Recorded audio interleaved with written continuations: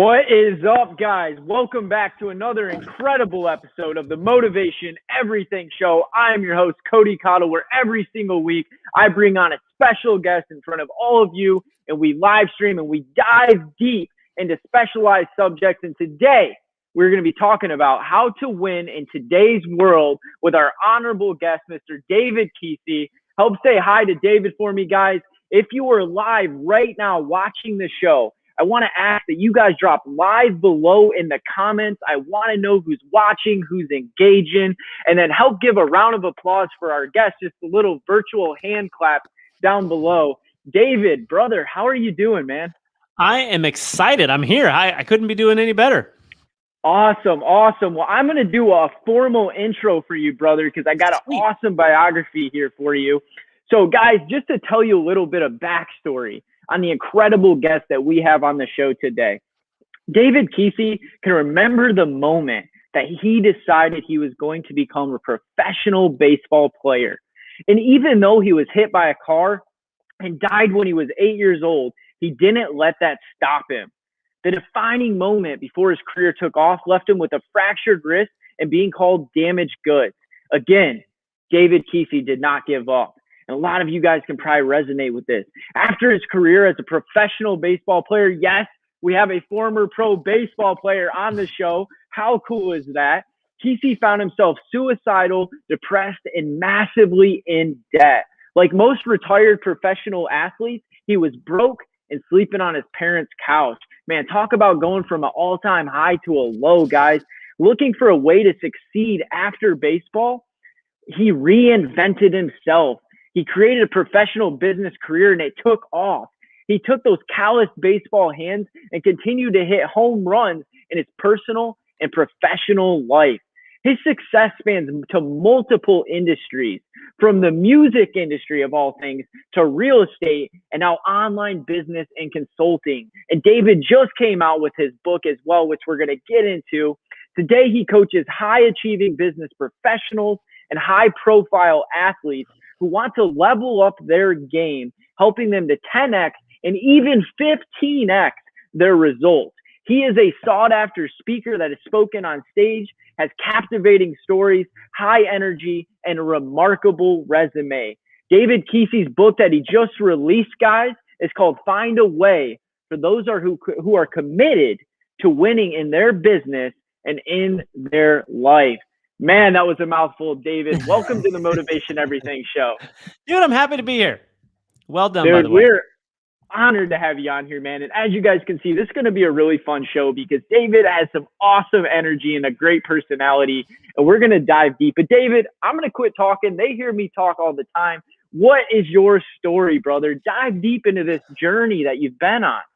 Well, one thing, it's you got to bring the energy with somebody like you, right? You're always bringing the energy, so it's important that you got to at least match that, or else it's like, whoa, wait a minute. Well, dude, my story basically is, 4 years old, wanted to be a professional baseball player. So, early on, I kind of knew that. And it's kind of weird. Some people don't get that experience, but I had that experience at 4 years old. I knew what I wanted to do. Right. And, as I tell this story, I think it's gonna be very relevant for like how to win in today's world, this changing world that we're in. But back then, like, I didn't know anything about an economy. I didn't know anything about sports. I just knew I wanted to hit a baseball and field a baseball for a living. And so it was, right. Like my parents took me, and maybe you've had this experience. My parents had me on 5 different teams, were buying me every glove. And I did really well in Little League, did really well in high school, was fortunate enough to be the number 1 hitter in the state of Florida high school in my senior year, which was really, really interesting. Maybe we'll address that a little bit later, but ultimately wanted to play professional baseball, got into college, and in college was doing really well. My senior year was leading the league in doubles, was doing really well, had all the scouts looking at me, all watching me, and I was supposed to go in one of the top 1 or 2 or 3 rounds.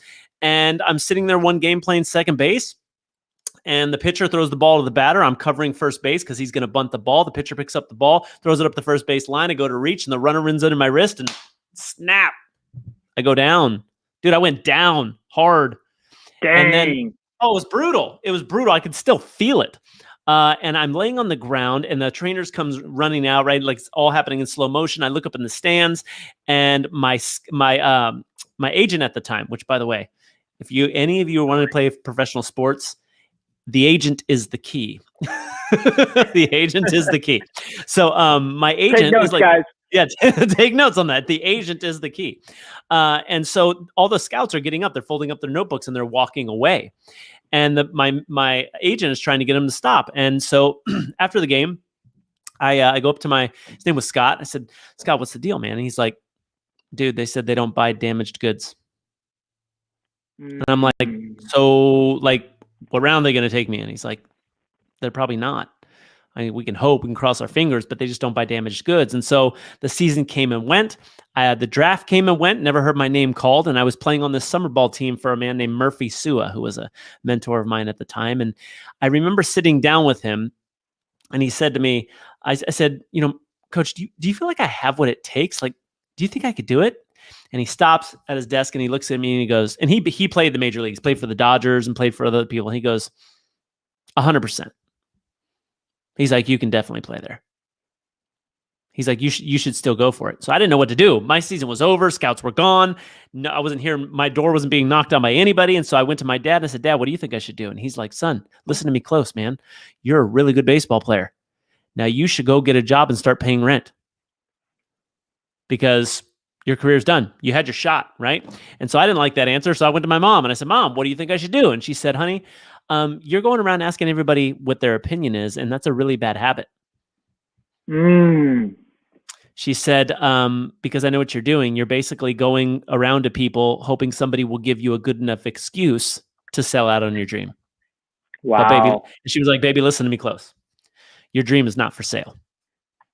She's like, you just go, if you want it, you go get it. Go find a way. And that's actually where the book came from. It came from that line right there. She just told me, stop making excuses and go find a way. And so I did. I got online. I was looking, and this was back in like before the Facebook. Yeah, Mom of the Year for sure. This was back before Facebook. This was back before like even the .com boom had just happened. So right, we barely had an internet. So I'm on the internets, plural, and I'm looking for a place to play. Right, I'm looking for people who might need a second baseman, might need a shortstop, might need a third baseman, might need a bench guy. I don't care. I'll take whatever I can get. And I find this team in Kansas City. And so I buy the ticket. I'm super ambitious. I buy the ticket. I'm going to be out there on the Tuesday. I call up the manager. I said, hey, Al, his name was Al Gallagher. He played the major leagues as well. I said, Al, I'm going to be out there on Tuesday. I want to come try out for you guys. And he said, we don't take people like that. You have to go through the scouting bureau. Now, the scouting bureau was the group that wrote me off. Right. I can't go back to them. They'll be like, you're damaged goods. So I'm trying to bypass them. And I said, well, it can't do that, dude. It's too late. I already bought the ticket. I'll see you on Tuesday. And he was just like, dude, good for you. Yeah, click. He hangs up on me. And so I fly out there. I've got no money. I get buried. I borrowed my last $400 from my mom for the plane flight, the rental car. I was eating peanuts out of a vending machine for meals. And I show up Tuesday at the clubhouse. I knock on the back. I go through the back door and I knock on the door and he opens up the door. You got the dip, right? He's got the dip in the dip can. And he looks at me and goes, who the hell are you? And I'm like, Al Gallagher, I'm your new second baseman, David Keesee. And he goes, you got to be kidding me. I'm like, hey, I know you're not taking anybody, and I know, but I already bought the ticket. And what I thought was, I flew all the way out here. I was thinking maybe I could just go take batting practice with you guys. You guys have a game tonight, and maybe before the game when you guys are practicing, I just want to go out there and take a few hacks. Indulge me. I flew out here. He's like, okay. So he lets me go do it. And I go out there, and Cody, I light it on fire, dude. I go out there and I just light it on fire. And it's different, right? Because when you hit the ball, it's echoing into the stands. Like, it's just a different game. These people are all really good. Everybody's talented. But I knock it out of the park. I do so well. And after the game, or there wasn't even a game, after the practice, I go in before the game when all the players in the clubhouse hanging out. And Jack Jones, who ended up playing the major leagues and all that stuff too, comes up to me. He goes, you're really good, man. They should take you. And I got this feeling, oh my God, if he knows it, maybe they talk, maybe, it's just something going on. But all this time went by, and then the game is getting ready to start. Everybody's got their uniforms on. Some of them are going out to warm up and stuff. And I'm like, was he serious? Like, did he really think this wasn't a tryout? Like, this, I was just taking, you saw the skills. I know you saw the skills. And at the last moment, he opens up his door and he goes, Keesee, come in my office. And I'm like, Oh yeah. And I had that walk. Well, you can tell by the way I use my walk. I'm a one. No time, right? I had that. I was like strutting. And I walk in there and he goes, man, you're one hell of a ball player. I went, I know, right? I was like, so when do I start? He's like, I told you, man, we don't take people like that. Blah, right? And I said, Al, I flew all the way out. Yeah. Wah, wah, wah. I said, Al, I flew all the way out here. Can't you do something? Anything. I'll take whatever you offer. What is it? He goes, I got something, but I don't think you're gonna like it. I went, dude, what is it? Anything. I'll do whatever it takes. He goes, we're going on a bus trip. It's a 7-day bus trip, and you can come with us, but I can't give you any money. I can't give you any food. Can't give you the hotel. And if we decide we're not going to take you, I have to drop you off wherever we are. We can't take you if we decide we're not going to take you. And I'm like, He's like, so bus leaves at 3 a.m. today. We're going to have our game. It's going to go 7 to 10:30-ish. Guys are going to go back, get changed and all that. And the bus leaves at 3 a.m. If you're on it, I'll see you then. If not, good luck to you, son. And he went out on the field. And so I had a decision to make. I could either I could blow off the flight, right? I could blow off the flight, give back the rental car and go for it, or I could go home and try to find another way. And I normally ask people at this point, like, what would you do? Would you go for it? Would you literally? I'd go for it. You'd go for it. People just type in the chat. What would you do? Would you go for it? Would you go home? Drop down, comment below, guys. What would you do? Would you go for it or find a different way? What would you do? You got to remember, you got nothing. No money to your name. Nothing. They're not going to give you any money, no promises. You got to hope they take you, or you're going to be left out in the middle of El Paso, Texas, by a cactus on the side of the road. What would you do, right? So I did what any dude would do. I called my mama. Thank God for good moms. I called my mom again. She's the one that inspired me. It's how I got there. Somebody said, definitely go for it. Game on. See, your crowd's the go-getters, man. They're like, I'm going to just go for it. They totally would. They follow me, so I rub off a little bit. Right, yeah. And so I called my mom, and my mom, I'm like, Mom, here's the situation. They can't give me any money. I tell her the truth at the time, which probably wasn't the smartest thing to do, and she doesn't respond. It's just silent. And I'm like, did she get disconnected? Like, what happened? And I'm like, Mom, and dude, she starts crying. Now, my mom is like a farmer girl from South Dakota. My mom doesn't cry. Ever. Like, if you cut my mom's arm off, she'd be like, that's okay, put it on ice, give me a beer, right? Like, she just doesn't cry. And so when she started crying, it crushed me. And I was like, Mom, I exaggerated. They're not going to drop me off. They're going to take care of me. I wanted it to be dramatic. And she's like, baby, listen, just come home and we'll find another way. There's one team that you found. There'll be another team that you go on. I'll give you more money. You can go back out. It'll be fine. Just come home. We'll find a way. And I literally told her, Mom, if I don't go for it, I'll always wonder the rest of my life, and I'll regret it for the rest of my life. I'll always wonder, what if I'd have got on the bus? That's powerful, brother. Would I have made it? And then I had to do the hardest thing, Cody, like I've ever had to do in my life. I had to hang up on my mom while she was crying, and I just said, I love you. I got to go. And I hung up on her, and I show up at the bus at 3 a.m. And what I didn't know at the time, I know now, the new guys get to put all the stuff on the bus for everybody else. So I'm picking up everybody's stuff and putting it on the bus. And then I'm going to get on the bus, and I had this thought go through my head. Like, you ever had a thought of doubt go through your head where you're like, wait a minute, what the hell am I doing here? Like, what am I doing? Yeah. What if this doesn't work out? Like, all the consequences, the what if. I'm like, I'm going to be left out in the middle of Texas. I don't know anybody. I won't even do it. I don't even know how I would get home. I don't even know how I would get to a payphone, anything. I've got a Nokia cell phone, but this thing's going to go out. I don't know what to do. I'm putting everything on the line. And then I knew I just had to put that off to the side and just go, look, just take the first step and get on the bus. And so I go to get on the bus, dude. And as soon as I walk on the bus, the manager's sitting in the front seat on the left with the hitting coach. And he goes, David Keesee, I told you you'd show up. You owe me $5 because they had a bet going. One guy said he wouldn't show. He said I would show. He goes, here's a contract, dude. Welcome to the team. And he hands me a contract as I walk onto the bus. And I'm like, no. Wow. Oh my God. Right. So I signed the contract for like $600 a month in the minors. I was totally jacked. Loved it. Like, yeah, $600 to play ball. This is awesome. In my defense, it was the highest I ever got paid to play baseball at that point. But I grabbed my Nokia cell phone. I call my mom. I tell her I made it. She's crying. I'm crying. But then she asked me something, Cody, that like the kind of the point I'd like to drive home in this first part of this podcast is this. She said, what was the difference? Like, why did they decide to take you? Because before the bus, you were an amateur baseball player. The second you got on the bus, you're instantly a professional. Like, what was the difference? And I thought about that for a long time, right? So we drove for hours, and I was like a 12-hour bus ride or something like that. Texas is big, dude. It's like really, really, really big. Texas is big. It's really big. So we do this long bus drive, like 7, 8, 9, 10 hours, something like that. And we get to where we're going, and it's just gnawing my mind. Like, what was the difference? Why all of a sudden did you decide to take me and you didn't take me before? Couldn't you have just said yes before? And so I see him at the bar, the hotel bar, and I go down and I sit down next to him. I said, Al, I got a question for you. He's like, yeah, shoot. Now Al wasn't, he's passed away now, but Al wasn't very much of an emotional guy or a talkative guy. He was very to the point. He goes, yeah, shoot. I said, I just been asking myself this question. Did you do that to me on purpose? He's like, what? I was like, did you wait to see if I would get on the bus? Like, did you already know you were going to take me before I got on the bus? He goes, yeah. I went, well, why the hell did you do that to me? He goes, son, listen to me close. You're average. He's like, you're average height.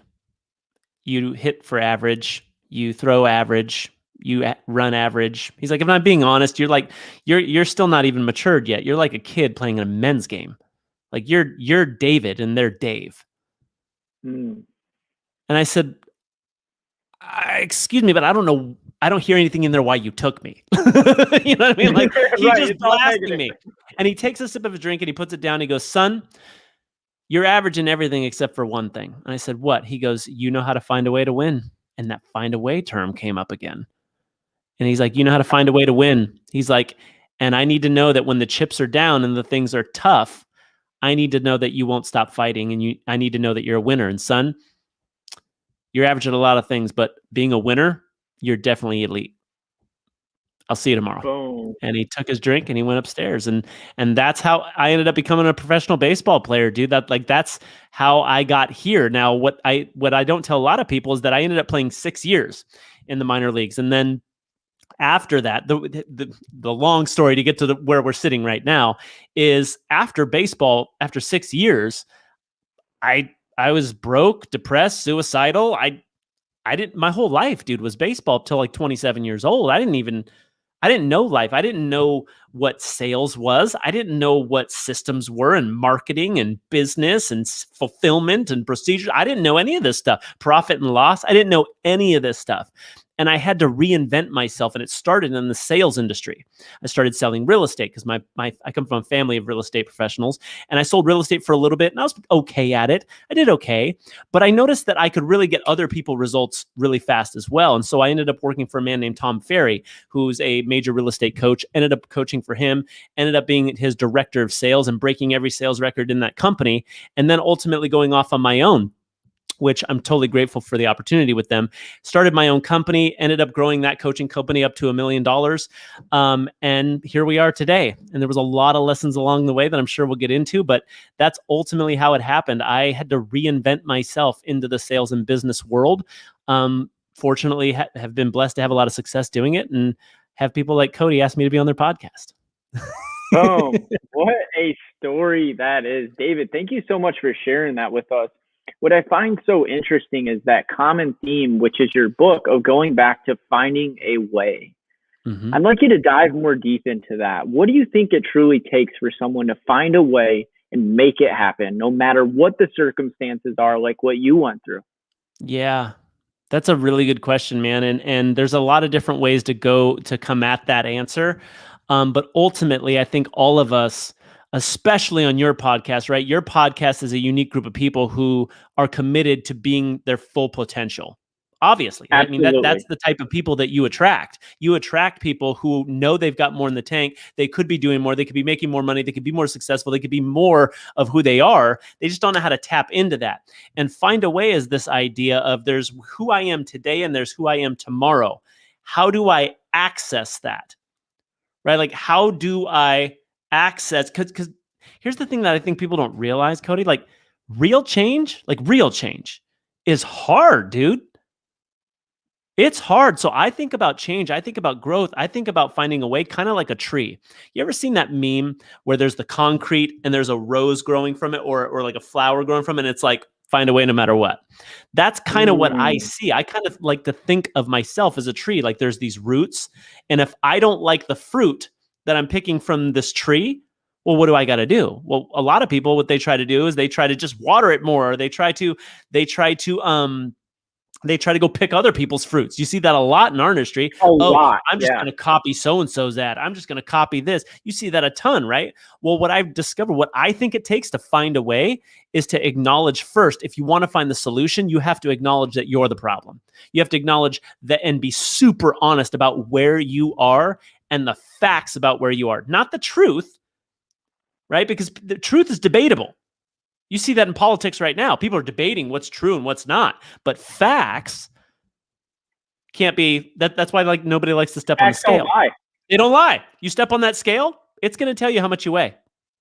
And you might not 100%. Like it. And I have just always been willing to go to war with myself for myself. And I think so. Here's the answer to your question. I think it starts with an obsession. And I'm sure a lot of your listeners have that. They have that obsession, that thing that keeps going, you got more. You got more. Like, you've got more in the tank. You could do more. You're able to do that. In fact, I would have to consider this. Has there ever been a time when you looked at somebody, maybe a Gary Vaynerchuk, a Tony Robbins, or somebody super successful, Warren Buffett, and you just thought, man, I admire that? Absolutely. Right. Well, consider the reason you admire them is you know that that's possible for you too, or else you wouldn't even notice them. It wouldn't even be in your realm. It's crazy you say that too. It's just like when you start to want a certain kind of car and you start seeing them all over the road, right? Right. You have a different lens on. Right. There's that reticular activating system, right? That's what it is. There's that obsession that keeps you going. But then what a lot of people, they get really frustrated and lost in that obsession. And they get lost in the obsession I believe, Cody, step one is to get just stupid, factual, stupid, honest with yourself. Like, stupid, factual, like, acknowledge the facts. Like, you see a lot of coaches out there that are like, oh, I'm $1 million earner. When you look under the hood, they haven't made $1 million. I was talking to a guy the other day, because I do some discovery calls for my mastermind. And he's like, I was like, what do you do? He's like, oh, I help people generate leads. I'm like, well, what's your biggest challenge I can help you with? He's like, I need to learn how to generate leads. I'm like, you're telling people lead generation, you can't do it for yourself. Exactly. Like, that's the world we live in right now. And I'm like, dude, the first thing you got to do is get honest with the fact that you suck at lead generation. You're not good at it. That's the first thing you got to do. And here's the thing. Here's what I've noticed. Cody's like, when you acknowledge that, when you get honest with that, you're able to forgive yourself for not winning in the past. And when you can forgive yourself, now this possibility of who you could become reveals itself. It's easy to step into it. The hard thing, like, making more money is not hard. Winning at a higher level is not hard. Well, not even that. It's giving yourself permission. That's what's hard. Why do you think people struggle with that? They want to look good. They don't want people to realize that they're average or they're whatever it might be. And here's the thing is that it's crazy to me. I do these surveys of people who apply for my mastermind, right? And it's crazy, Cody. Like, I'll have them rate on a scale of 1 to 10. 10, they're amazing at something. 1, they're like terrible. And the people who are like the most successful usually rate lower. The people who are really struggling are like, oh, I'm a 10 at everything. I'm a 10 at sales. Cool. What's your revenue at? Oh, you know, you don't understand. I got to tell you a story. No, what's your revenue at? If you're so good at sales, what is your revenue at? And So it's it's crazy. interesting. People that aren't honest with themselves are the ones that don't get the real results. And the ones that are honest with themselves and are obsessed are then able to do the work to get the actual result. Am I hearing you right, David? That's right. That's right. That's what I That is, believe. If you're going to find a way, the first step is to be able to acknowledge where you are and be okay with it. I think that's huge, being okay with it, because at sometimes, like, being honest with yourself, being factual, looking at the reality, like owning a lead generation business and not being able to generate your own leads, that hurts a little bit. But you need to face the fact that I cannot get leads. I need to figure this out. And all in all, I will be more effective and more successful once I solve that problem. Right. I'm glad you talked about this, because no one on the show has identified that yet. And actually just looking at the facts, being honest with yourself, and then being okay with where you're at. So, okay, so now someone's at that point. What is the next step for them, David? I think once you get real with yourself, and then the second step would be alignment, right? So think about it like this. If I insist that I'm going to be the center for the Los Angeles Lakers, I'm going to be very disappointed in my life. I have to acknowledge, dude, you're not 6'4", and you can't dunk, and you know you're not a very good basketball player. Like, that's the bottom line. Now, does it mean I couldn't be a professional baseball player? No. Right? That doesn't mean that at all. And so I think what people do is I'll give you a good example. Cody, like, people always tell me, God, can you teach me how to be more disciplined? I'm like, yeah, stop doing crap you hate. Because people think that's what they think discipline is. It's doing the things you don't want to do and doing them anyway, right? This whole honoring thing, and there is a little bit of truth to that, of course, right? Like, but there was a guy at one of my seminars that came up and asked me that. He's like, "Hey, can you help me be more disciplined?" I'm like, "That's cool, bro. What do you think discipline is?" He's like, I got to get myself to do the things I don't like doing, and I'm like, "Cool. Name me somebody who's disciplined, like super disciplined, that you admire." He's like, "LeBron James," and I'm like, "Cool. Do you think LeBron James hates basketball?" He's like, "No, he probably loves it." I'm like, "Well, no wonder he practices every day. Because he loves it." There's an obsession to that. We're naturally good at what we're obsessed with, right? So you've got this, somebody said being 6'4" is not enough as well. So first is you getting real, right? Is you acknowledging the facts and writing those things out. And there's some things that are going to trigger you. That's where the growth is. To figure out, like, why does that bug you so much? If you can get past that and forgive yourself for that, then you're real. People ask me all the time, dude, like, how do I find my purpose? Well, you acknowledge who you actually are instead of trying to be somebody else. I think the saddest day is when somebody feels amazing because they're pretending to be somebody else. Because you're never going to be the best version of somebody else. You know what? I want to go one step further on this, because I truly believe, like David, let's talk about you. There was never another David Keesee before you were born, right? Right. And there will never be another one after you leave this earth. Right. Therefore, all that you are, like, how awesome is that there will never be another you, dude? Ever. And you. Your gift, your talents, me, and everybody watching the show, everybody live right now, everybody that watches the replay, everybody that sees it on the podcast, there will never be another you in this world. So instead of trying to be like someone else, figure out who you are and tap into that and become the best version of yourself, and do what David says. Then become obsessed with that passion that you were given, and you will find a way. I had to say that, David, because you said it perfectly. You said it perfectly. Like, people ask me, like, why did you skip the parties on Friday nights in high school and how did you get yourself to do that? I'm like, I didn't get myself to do it. I literally loved it. I was like, you guys are going to go, like, smoke pot and drink beer? Yeah, no, I'm going to go hit 1,000 baseballs. You know what I mean? Like, you were obsessed with baseball. I was obsessed. I loved it. Of course I looked disciplined. And it bled, right? Were there things I didn't like doing that I would do anyway? Yeah, I would work out 3 or 4 hours a day. Like, when I realized I got to play at the professional level, I had to condition my body. But here's the thing, is because I knew I was doing that for baseball, it wasn't tough. I literally didn't miss a day, because that's the key word there, is alignment. That's key, because And you said because you knew you were doing it for baseball, because it's interesting. Someone could take out of context what we said a few minutes ago about like, oh, I only going to do it if I love it. But if it's in alignment with what you love and it's necessary to get you there and make you the best at it, then you'll do it anyway. That's right. Yeah, like for instance, being a professional speaker, like I've spoken in front of crowds as big as 5,000 people. Well, what people don't see is there was a time wwhere I would, man, it's 2:30. That's awesome. That's cool. Our boy Sean, I think. Yeah, sweet. There was a time where I was in my little studio apartment when I wanted to be a professional speaker. I wasn't yet, and I would set up the camera, right? My dog would be like walking around in the background and stuff, and I would pretend like I was speaking to 5,000 people. In my head, I was speaking to 5,000 people before I was actually doing it. So I think the first step is this idea of awareness of like who you are and who you're not. And that's cool.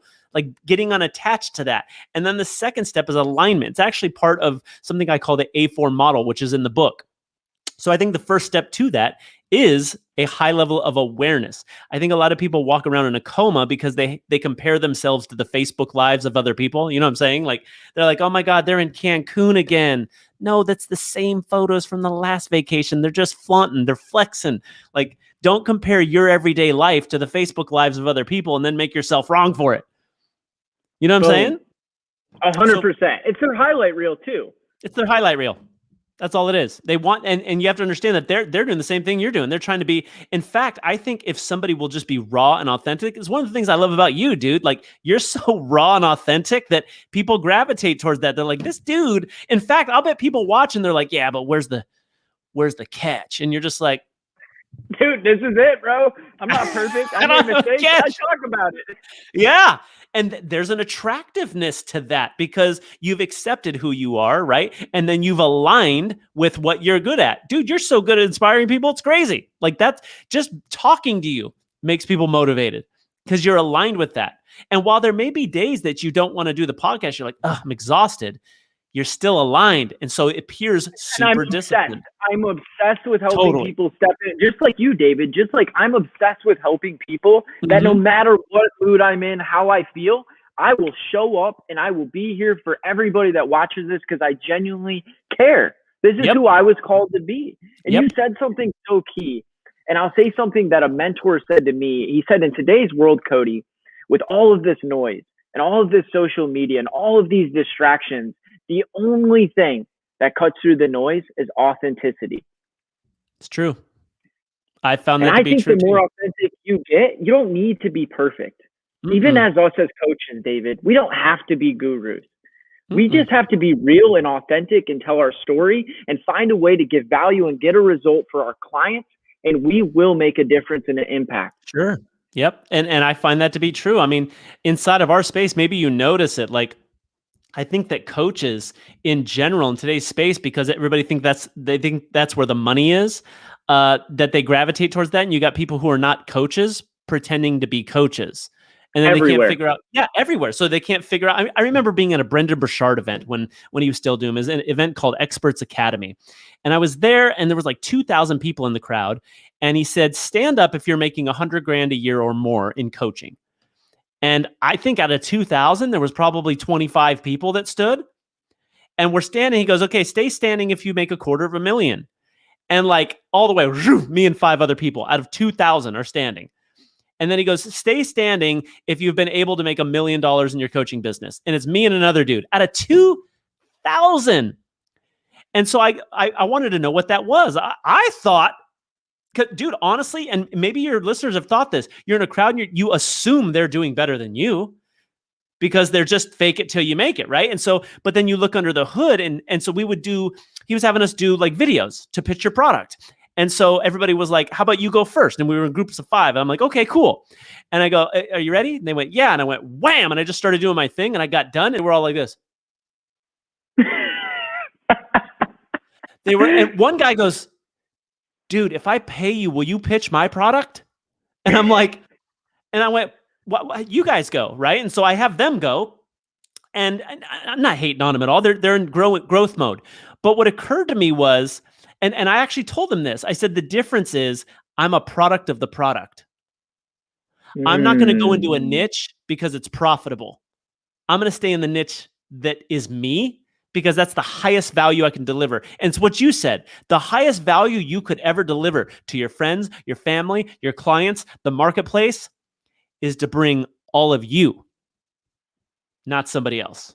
And by doing that and being truly, genuinely authentic and the unapologetic version of yourself, you will attract the right people.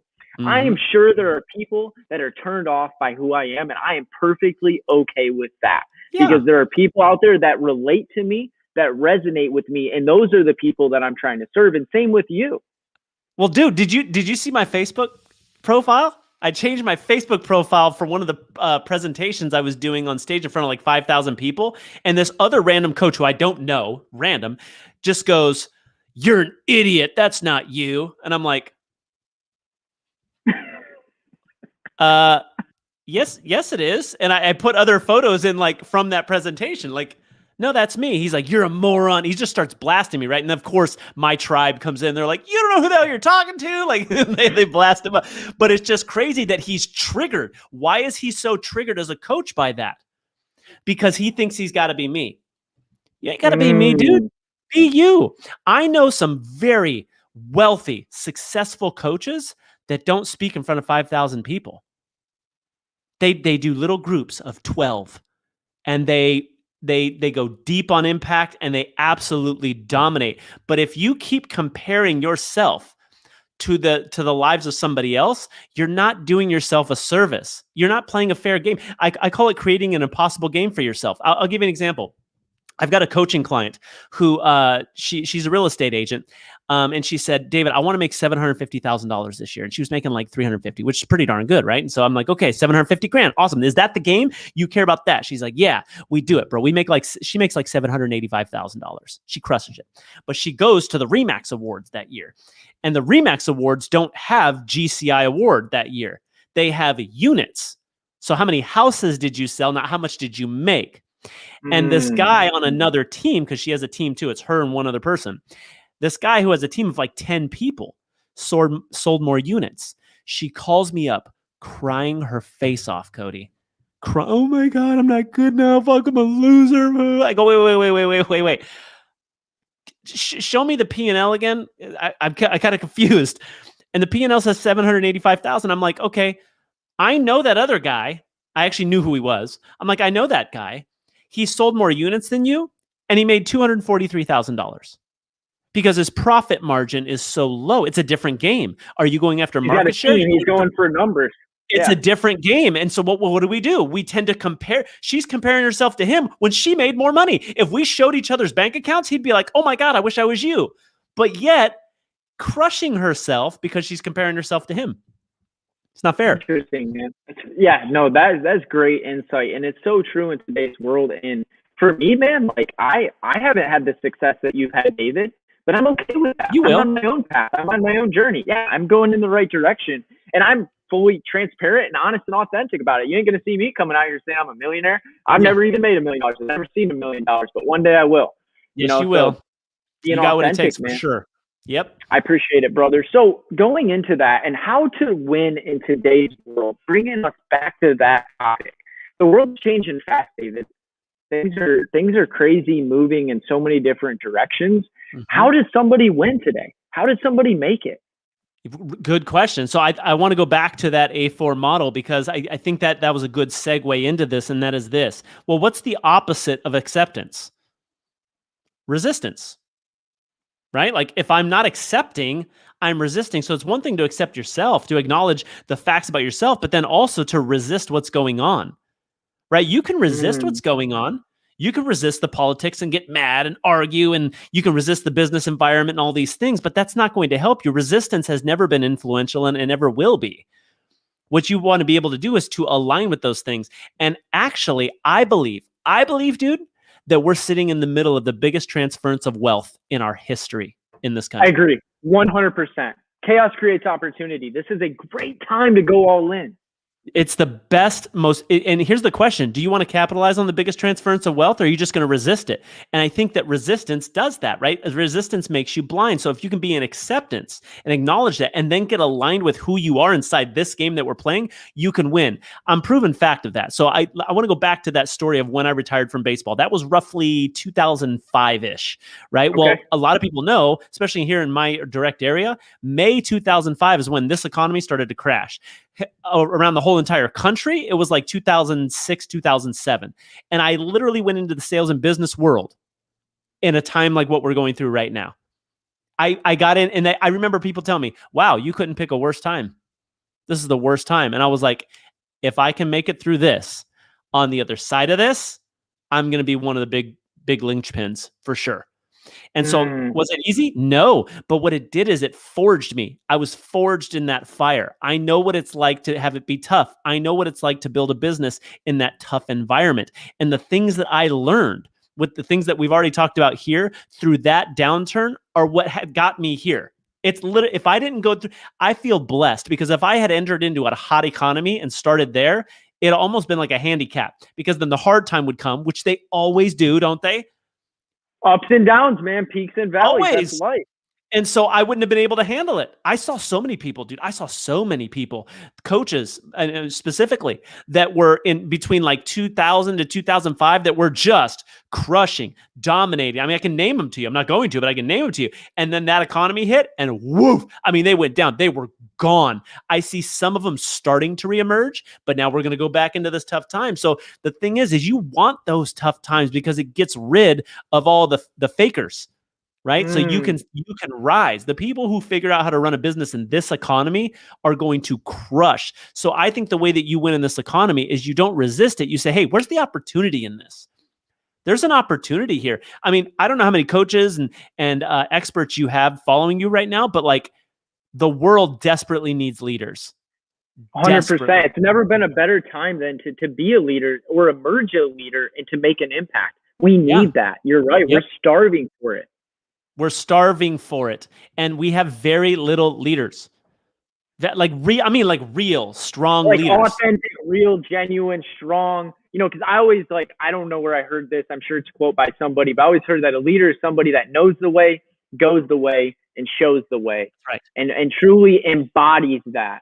Yeah. One of the things that I learned from one of my mentors was, first you learn it, then you live it, then you lead it. First you learn it, then you live it, then you lead it. People just want to learn it on a YouTube video and then lead it. Well, that's not leading. For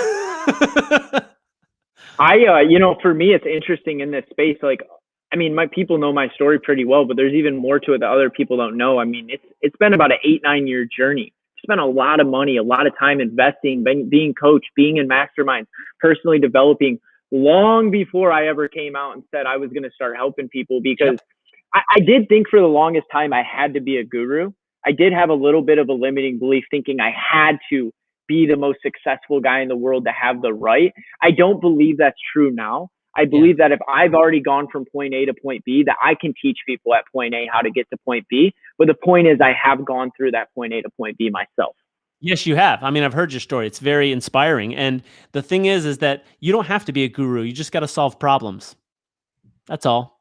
That's what coaches do. That's what experts do. We solve problems for a profit.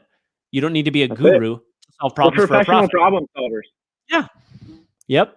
And how can you do that and that's why the book's called Find a Way. Like, I don't look for excuses. I look for ways. And those are two very different mindsets. I call it a find a way mind in the book.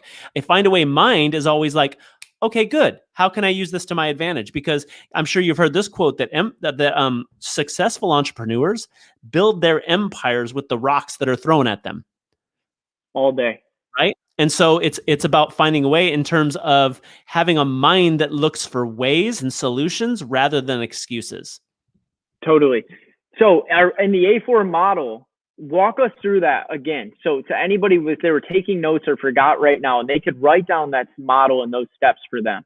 You want to know? You got to buy the book. No, I'm just kidding. Hey, I do encourage everybody to go get the book. I am teasing. So the A4 model is the first step is about awareness, right? Like being aware that most people are in a walking coma. They're just seeing especially today, they're locked on this computer and they're just like, oh my God, they're running that ad. I should do that ad. Oh my God, they're doing it. Ironically, I've built my coaching company the opposite of how everybody's doing it. They got the ClickFunnels and I'm doing that now to scale, but I didn't get to $1 million like that. I didn't get to $1 million in a funnel. And so it's interesting. Like the first one is, and why? Well, people think that a funnel is you go to Russell Brunson's event and you get ClickFunnels account and you just click, boom, and you're making money. That is not how funnels go, everybody. That is not how funnels go. It takes a lot of time. It takes a lot of attention. It takes a lot of skill. There's a lot of persuasion to be involved in that. And if you aren't there yet, don't build your business there yet. If you need money now, do what you're good at now and then work on that, get good at that. And then when you're good at that, then you can be good at that, right? So I think the first step is awareness and just getting truthful with the facts. The second step after that awareness would be for you to get into acceptance to where you're not making yourself wrong. Like the truth is, if Cody and I sat down with you and talked to you about your story and what you've learned and who you become, we'd probably think you're an absolute badass. We'd be like, 100%. Oh my God, you know the stuff that you discount about yourself? That I'll give you an example. I discounted the fact that I've died and came back to life. My book editor, she's like, okay, so we're going to start writing this book. Tell me about yourself. I'm like, well, I died when I was 8 years old. And then she's like, whoa, whoa, whoa, whoa. You can't just drop a bomb on me like that and keep moving. You died? And to me, I'm just like, yeah, didn't everybody? Everybody died when they were 8, right? Like, I just don't think anything of it. Professional baseball, I don't really think anything of it. We have these successes along the way that we just don't acknowledge, right? So you've got this awareness, you accept these things about yourself, and then once you've accepted them, you can move into alignment. That's the whole key that we've been talking about. And I got to tell you, if anybody gets into alignment with what their actual calling is, woof, it'll just take off. I mean, your life will literally transform overnight, it'll feel like, because you'll just be in the flow. It's kind of like being against a current, and then you finally just go with the current. You go a lot faster, right? And then that last step is obviously action. But what a lot of people think is they think I'm just going to take a lot of action. But it's much more beneficial to do the work, the inner work of I'm going to get aware, I'm going to get in full complete acceptance, I'm going to remove all the resistance, and then I'm going to get aligned, and now I'm going to take action. A lot of people take action faster than I do, but they're in the race, right? And they take off the line quicker. But strategically, I'm building a foundation into the ground so deep that by the time it comes up, you have no idea, like, how the hell did that happen? And when I start my car up, woof, I go flying by you because I've just done the work. Like, wait a minute, like, let me strategically from the inside out build this. And that's basically the A4 model, is letting you know that you're not going to shortcut the process. You're not. You You're can't. You can't. You're a tree. You're a tree. That's why I keep going back to you're a tree. How fast will a tree grow? As fast as it can. No slower, no faster. You don't see trees going, oh my God, I don't have any branches yet. What the heck's going on? Like they're not freaking out. They're just growing. And if you'll just give yourself time to do the work like that and grow, I think you'd be really surprised how fast it'll actually go. Man, that's so key, what you just dropped there. Hope you guys are taking notes. I'm taking some notes myself over here, David. That's phenomenal. And it's interesting when you talked about making sure you do the inner work first before you take action. You know, it reminds me of thinking about how just 1% of your course trajectory change can completely land you in a different place. If me and you were to get on a boat and we were to sail towards Europe and we were to change our trajectory even 1%, we could land on a completely different continent. And that's super important to be doing that groundwork first before you take off, so that you know you're going in the right direction, you know that you're in alignment, and you know that you're doing what you're called to do. And another thing I'd say is when the going gets tough, which it does, we know that building a business is one of the hardest things you'll ever do. And that's why 80% of people fail at it. If you don't pick that thing that you're passionate about and that you love, you won't endure through that rut. David, have you ever been through some ruts in your journey with your business? Yeah, dude, of course. I think everybody goes through them. Today, and I documented today. I had to document today because today was just an absolute breakdown, and nothing caused it. I just woke up today. My lady's like, "Hey, we're missing $30,000 out of our bank account." What?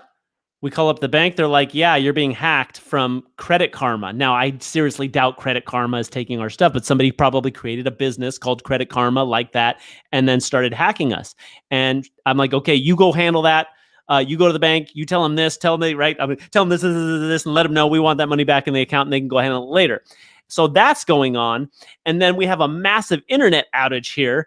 And then there was just thing after thing after thing after thing after thing. And I've got to do a webinar, 8 videos, 8 podcasts. Like, I've got all this stuff to do and none of it got done. None of it. The only thing that stuck to my schedule was you, brother. I had to make sure I made that. You know what I mean? We're fortunate. Oh man, we're lucky to have had you after the day that you've had. Oh man, it was crazy. But I say that to let everybody know, like, that's $1 million business that had a complete breakdown for a full entire day. Now I have a choice, right? I can either drag that into tomorrow, or I can say, hey, I can do a little bit of meditation, do a little bit of writing, write that off behind me, and move on to the next day and attack the day again. I've got a choice in any moment, right? So I want to go back to this idea, this analogy you said, like, if you change 1%, you end up in a entirely different continent, though. That's why I think that it's so important to do the work, because if all of us are trying to get to Los Angeles, California, well, Cody, you might be coming from Texas. Somebody else might be coming from Czechoslovakia. Somebody else might be coming from wherever, right? And so they look at somebody else and they go, I'm going to copy that. Well, dude, this person went from Arizona to Los Angeles. They got in their car and they drove. And so you're getting in your car and driving into the ocean because you're in Czechoslovakia. You know what I mean? And you're like, why is it working? Why isn't it working? Because you need a boat, dude. That's why. Or you need a plane, or you need a different device, but you're over here copying their car. And so that's what I mean. Like, as authentic as you can be is going to be critical to your success. And that gets down to getting the facts, what you talked about in the beginning. Yeah. And really figuring out where you're at, and not just looking at someone else that's already done something that you admire and saying, oh, I'm just going to go do what they do. And it doesn't mean it's going to work for you. It might, but there's a chance that it won't, because like you said, they're coming from a completely different place in their life. Like, let's take David, for example. David played pro baseball. I was never a pro baseball player. If I tried to get where David's at from where I'm at, completely different journey. There's no way if I followed his coordinates that he gave to me that I would end up in the same spot that he's sitting right now. Which is why you need a coach or a mentor. That's a good one, right? Because the 2 coaches that helped me get to the facts, one was Matthew Ferry, who was a mentor of mine, and the other one was Garrett White. Both of them, now, and very different strategies. Matthew is very finessing and gets you to it. Garrett's like, whap, like hits you like the one that told you what you need to hear, not what you want to hear. Totally. And I told him that. I'm like, you know why I hired you? He's like, why? I'm like, to kick me in the junk. Go, kick it. And he does. He's just like, boom. And there was one time when he was just like, everything's awesome, dude. That's perfect. And I'm like,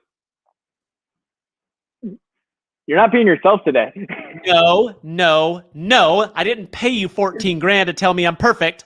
But dude, you got everything. He's like, just do this and this and this, but you got everything. And I'm like, no, tell me how stupid I am. You know what I mean? So it's like that overly wanting that. But I think that here's why, dude. And here's why, if you get a chance if they get a chance to get into your coaching, they should. If they get a chance to get into my coaching, they should. And the reason for that is this: a mentor or a coach can see you in a way that you physically cannot see yourself.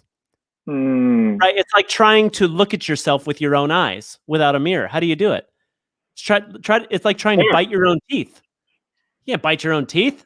You know what I mean? Like, you need somebody else to look at you and be super raw and super authentic with you so that you can hear what's being said.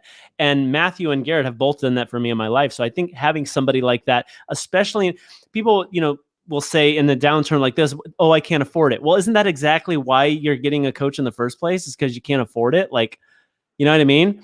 I had to spend. Yeah, that's the number one objective you hear. But then why are you on the call in the first place? You obviously want more out of your life. Mm-hmm. And the truth is, and I can tell you from signing up for courses from $40 a month to $50,000 a year, the ones I always got more out of is the ones I paid more, and it was scary. Here's what's crazy. Not the $40 a month one. And there actually was a time in my life where $40 a month was like scary to me. I'm like, well, what if I can't pay it? There was a time of that when my mom was making payments on my Corolla right after baseball. Like, there was a time, and I get it.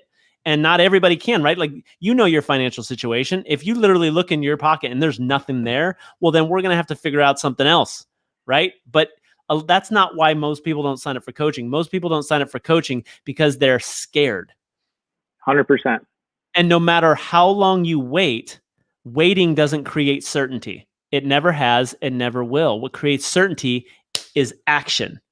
Now, I'm not saying that you should just go and sign up for coaching today. What I'm saying is that thing that you're scared to do to sign up for coaching is the same place that you're scared to start that business, that you're scared to have that conversation with your spouse, that you're scared to go do what you're supposed to do, and you ignore it. You're like, I'm not going to do it.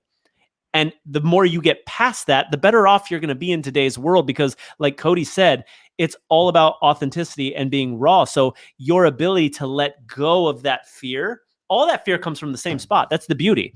The fear of doing a video, that's the same fear of signing up for coaching. It's the same fear of being afraid to have a conversation with somebody. It's the same fear of being afraid to go up to somebody and go, hey, how you doing? I'm David. And just meet somebody. That same fear comes from the same spot. Go to war on that thing. Dang, dropping bombs, David. I love it, man. You inspire me, dude. It brings out the best in me. I love it. This is one of the best shows we've ever had. And I'm not just saying that to say that. You're bringing fire. We got about 5 minutes left, David. And you have a book that just came out. That's an incredible book. And I would love for you to tell my audience why they should go get your book. I think that people should Find a Way. The book's called Find a Way. It's High Performance Secrets for Winning in Business and Life. The timing of it is why. And I'll tell you what some of the people who have bought it said. In a time like what we're dealing with right now, we're going into some very hard times. And I can tell you that successful people, some are tall, some are short, some are handsome, some are not, some are beautiful, some are not, some are, all different ethnicities, some are men, some are women. They come in all different shapes and sizes, but every single one of them all have one word, and that's persistence. They know how to continue in the face of what appears to be no results until they get the results thereafter. And that is the reason you should get that book, because you need to learn the art and science of finding a way. Because that, if you take, I always say it like this. Oh, did you go get ClickFunnels? That's cool. That's an app on your phone, right? Like it's an app on your phone. Did you go get that cool CRM? Oh, that's cool. That's an app. Do you use Facebook ads? Oh, that's cool. That's an app. What my book does is change the operating system, because if the operating system isn't effective, none of those apps work anyway. And so Find a Way is about changing the core of who you are to always get the results you're after. If I had a mic right now, I'd drop it for you. Drop this one. Boom.